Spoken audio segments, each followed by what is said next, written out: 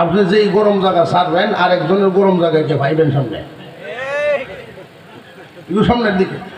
লা ইলাহা ইল্লাল্লাহ, লা ইলাহা ইল্লাল্লাহ, লা ইলাহা, লা ইলাহা ইল্লাল্লাহ, লা ইলাহা ইল্লাল্লাহ, লা ইলাহা ইল্লাল্লাহ, লা ইলাহা,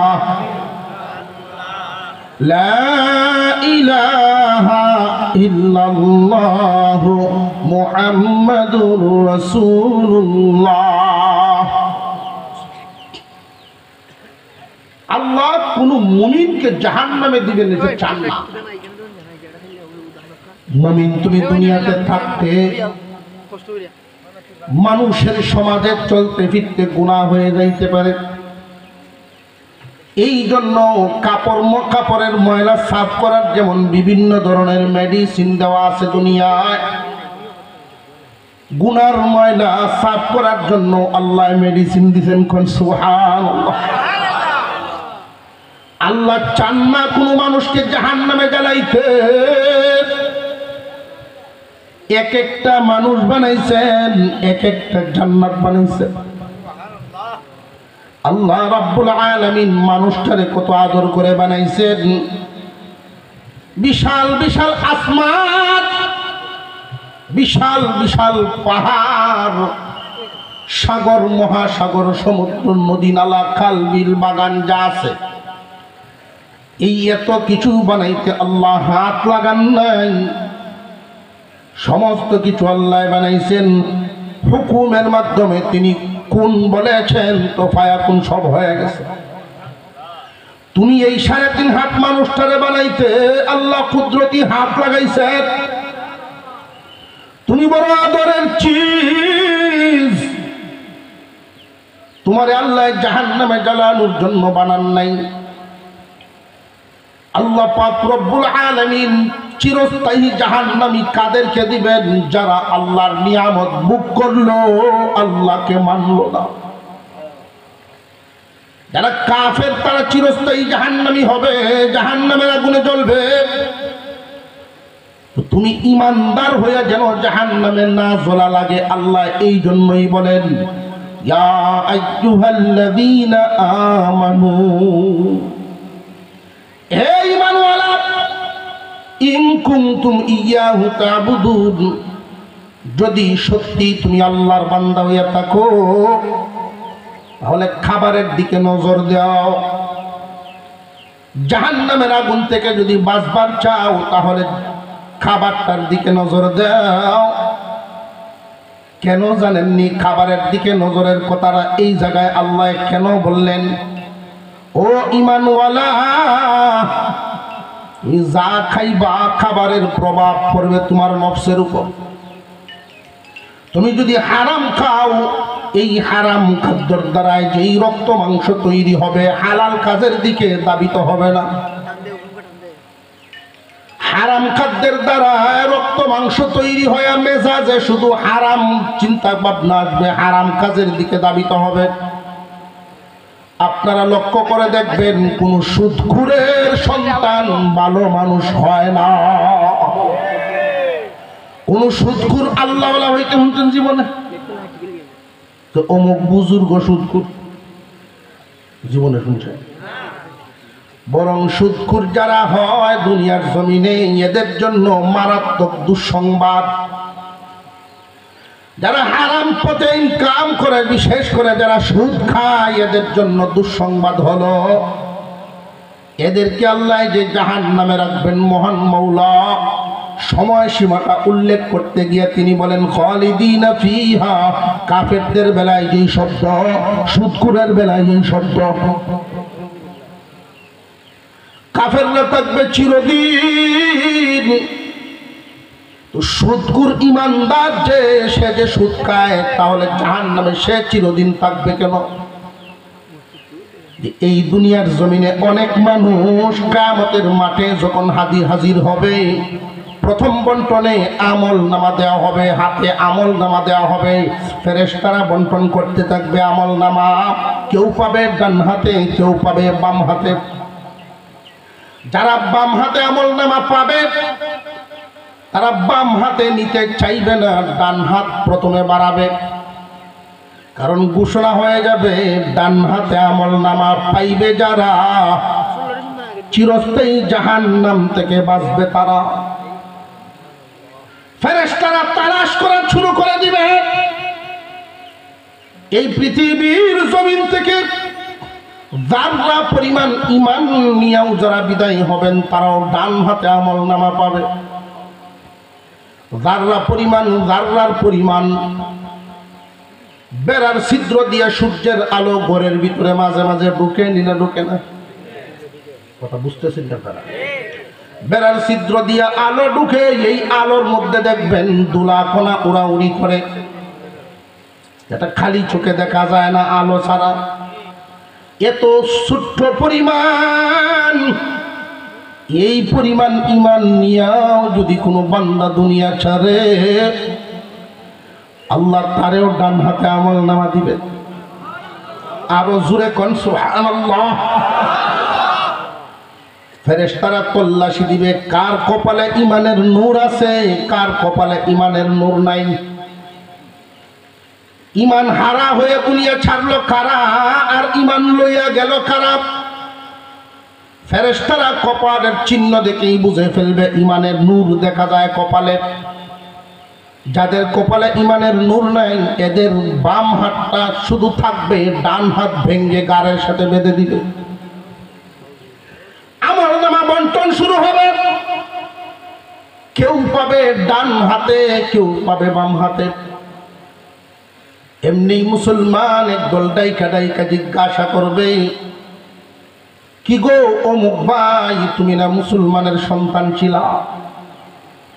দুনিয়াতে তুমি কুরবানি দিতে দেখতাম, সপ্তাহে মাঝে মাঝে মসজিদেও দেখতাম, তুমি না মুসলমান, আজকে কাফেরদের দলের সাথে বাম হাতে আমল নামা নিয়ে দাঁড়াইছো কেন? তখন জবাব দিবে, যদিও আমি মুসলমানের ঘরে জন্ম নিয়েছিলাম, মুসলমানের সন্তান ছিলাম, আমার কথা ছিল কাফেরদের কথার মতো।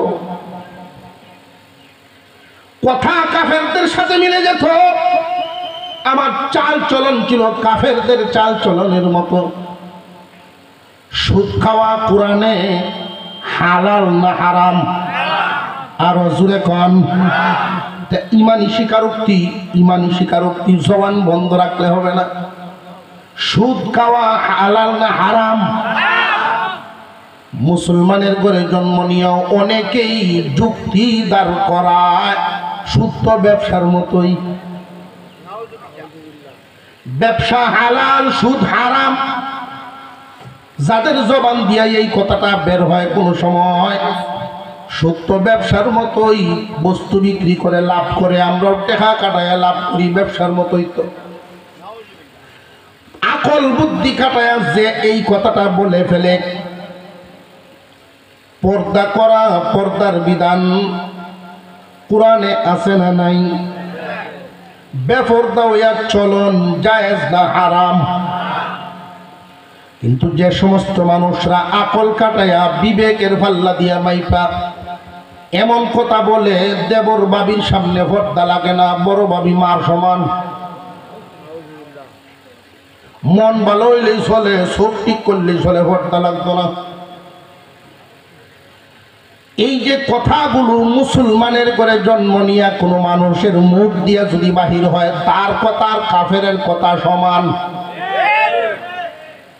আল্লাহ পাক রব্বুল আলামিন খুব গুরুত্বের সাথে বলেন, ইয়া আইয়ুহাল্লাযীনা আমানু, হে ঈমানওয়ালারা, কুলু মিন তাইয়্যিবাতি মা রাযাকনাকুম, এই জমিনে আমি যা রিজিক দিলাম বেছে বেছে হালাল বাইছে বাইছে খাও। হালাল খাইলে এই হালাল খাবারের দ্বারাই যে রক্ত মাংস তৈরি হবে, ওইগুলোর দ্বারাই তোমার হালাল কাজের দিকে, ভালো কাজের দিকে মন তৈরি করবে। ভালো কাজের রুচি বাড়বে অন্তরে। হালাল খাবারের নূর আলাদা। যারা হালাল খাবার খায় এদের মস্তিষ্ক হয় সুন্দর চিন্তা ভাবনাওয়ালা। গুনার দিকে ধাবিত হবে না, নেকের দিকে ধাবিত হবে। একজন মানুষ যত ইবাদত করবে, আল্লাহ পাক রব্বুল আলামিন যে ডাকটা দিলেন, শেষ কথাটা যে বললেন, প্রথমে ডাক দিলেন ইমানদার, শেষে বললেন যদি তোমরা ইবাদত গুজার আল্লাহর বান্দা হইয়া থাকো হালাল খাও। কেন জানেননি? ইবাদত কবুল হওয়ার পূর্ব শর্ত হইল হালাল খাওয়া। তুমি যে আল্লাহর সামনে দাঁড়াইলা নামাজ পড়তে, তোমার পেটের ভিতরের যেই খাদ্যটা নিয়ে আসছো, এই খাদ্যটা কি হালাল খাদ্য না হারাম, এটা বুঝে দাঁড়াও। তুমি যেই কাপড়টা শরীরের মধ্যে গায়ে দিয়ে দাঁড়াইছো আল্লাহর সামনে, এই কাপড়টা কি হালাল পয়সার দ্বারা খরিদ করা নাকি হারাম পয়সার দ্বারা, বুঝে শুনে দাঁড়াও। আল্লাহ চান না কোনো ইমানদারকে জাহান্নামে জ্বালাইবার জন্য। আল্লাহ চান যে তোমাদের জায়গা হলো জান্নাত, সরাসরি তোমরা জান্নাতে যাইবা। কিন্তু অনেক মানুষ গুনার বোঝা লইয়া দুনিয়া ছাড়বে। ওই যে আমল নামার ডান হাতে পাবে, ওই সময় পরে আরেকটা বিচার হবে। বাম হাতে আমল নামা নিয়ে সরাসরি জাহান্নামে চলে যাবে একদল, জীবনেও কোনোদিন মুক্তি হবে না। ডান হাতে আমল নামা নিয়ে যারা দাঁড়াইবে, আল্লাহ পাক রব্বুল আলামিন এদের বিচার করা পরবর্তীতে শুরু করবেন। যার অপরাধ যেই পরিমাণ, সাজাও ভোগবা সেই পরিমাণ। আল্লাহ চান না কোনো কাফেরের সাথে মুমিনকে নিয়ে পুরাইতে। জাহান্নাম তো কাফেরদের জায়গা, ইমানদারদের না। কিন্তু ইমানদার জাহান্নামে জ্বলবে, কারণ কি? যেই গুনাহ নামক ময়লাটা কাফেরদের গায়ে আছে, যেই অপরাধের ময়লা কাফেরদের গায়ে আছে, ইমানদার হওয়ার পরেও কাফেরের মতো কাজ করে ফেলছে। ইমানদার নামাজ পড়বে, কাফেররা নামাজ পড়বে না, কিন্তু ইমানদার হওয়ার পরেও নামাজ ছেড়ে দিছে। নামাজ ছেড়ে দেওয়া ইমানদারের কাজ না কাফেরদের কাজ? যদি কোনো ইমানদার করে, গুনাহ নামক ময়লা লাগলো, এই ময়লা দুনিয়াতে সাফ করে যায় নাই, তওবা করে নাই। যেই যে আমলের মাধ্যমে আল্লাহ গুনাহ নামক ময়লা সাফ করবেন, যেই মেডিসিন আল্লাহ দিয়েছেন, ওই মেডিসিন ব্যবহার করে যায় নাই, গুনাহ নামক ময়লা লইয়াই দুনিয়া ছাড়ছে। খুব ভালো করে বুঝবেন, যদিও জাহান্নাম বানাইছেন আল্লাহ কাফেরদেরকে পুরানোর জন্য, অনেক ইমানদারকে জাহান্নামে নিবেন। কারণ কাফের আর ইমানদার দুইজনের মধ্যে ব্যবধান আছে, ঠিক আমলের ক্ষেত্রে সমান হওয়ার কারণে। জাহান্নামে নিয়ে যে পুরাইবেন, পুরানোটাও আবার একটু বেশ কম। কাফেরদেরকে পুরাইবেন আর ইমানদারকে পুরাইবেন, দুই পুরানো তো বেশ কম। কেমন? দুনিয়ার জমিনে লক্ষ্য করে দেখবেন, লাকড়ি পুরাইলে কয়লা হয়, কিন্তু স্বর্ণ পুরাইলে কাঠি হয়। ইমানদার তুমি স্বর্ণ, গুনাহ হইল খাদ। তোমার এই গুনাহ নামক ময়লা খাদ সাফ করার জন্য তোমার জাহান্নামে ঢুকানো হবে। আর যদি দুনিয়ায় হিসাব বিকাশ করে কদম বাড়াও, তোমার দুনিয়ার চলাফেরাটা যদি আল্লাহর হুকুমে হয়, আল্লাহ চান না তোমার জাহান্নামে জ্বালাইতে। এই দুনিয়ার জমিনে একজন মানুষ যদি গরিবের জীবন যাপন করে, গরিবী হালতে জিন্দিগি কাটাইলো, ওই মানুষ যদি জাহান্নামে না যাওয়া লাগে, সরাসরি জান্নাত পায়, তার ব্যাপারে আল্লাহ বলেন লোকটা সফল। কিন্তু হারাম উপায়ে দুনিয়া কামাইলো, সরাসরি জান্নাতে যাইতে পারলো না। ইমান লইয়াও যদি দুনিয়া ছাড়ে, জাহান্নামে জ্বলব, এরপরে যাইব। তোমার এই হারাম উপার্জনে মাল কামায়া, টিনের ঘর পাল্টায়া তুমি বিল্ডিং এ ঘুমানোর স্বাদ নিলা, সামান্য চার পায়া চৌকির উপরে ঘুমানো বাদ দিয়া দামি খাটের উপরে, জাজিমের উপরে ঘুমানোর মজা নিলা। হারাম উপার্জনে মানুষ টাকা পয়সা ইনকাম করে হারাম উপায়ে, তার একটাই কারণ বিলাসিতা। শুধু খাবার খাওয়ার জন্য, পেট ভরার জন্য হারাম খাওয়া লাগে না। প্রত্যেকটা প্রাণী বানাইছেন কে? জোরে আওয়াজ দিয়ে এখন কে? প্রাণীগুলো বানাইছেন আল্লাহ, রিজিকও দিয়েছেন আল্লাহ। আমরা তিন ধরনের প্রাণী পাই জগতে। এক ধরনের প্রাণী উদ্ভিদ, চলতে পারে না, গাছ জায়গায় দাঁড়ায় তাকে হাঁটা চড়া করতে পারে না। আল্লাহ পাক এই গাছের খাদ্যটা তার কাছে এমন ভাবে পৌঁছায় দেন, উদ্ভিদ রে তোমরা চলতে পারবে না, জায়গায় দাঁড়ায় থাকবা সারা জীবন ভর। এই জন্য তোমার খাদ্যের ব্যবস্থাও আল্লাহ জায়গায় পৌঁছায় দিচ্ছেন। দাঁড়ায় দাঁড়ায় শিকড়ের মাধ্যমে জমিন থেকে খাবার লইবা। প্রাণীগুলো, গরু বাছর ছাগল হাঁস মুরগি লক্ষ্য করে দেখেন, ওইগুলোর যে আল্লাহ খাওয়ান। একটা পাখি, তার কোনো ব্যবসা নাই, তার খাদ্য আল্লাহ আসান করে দিছে।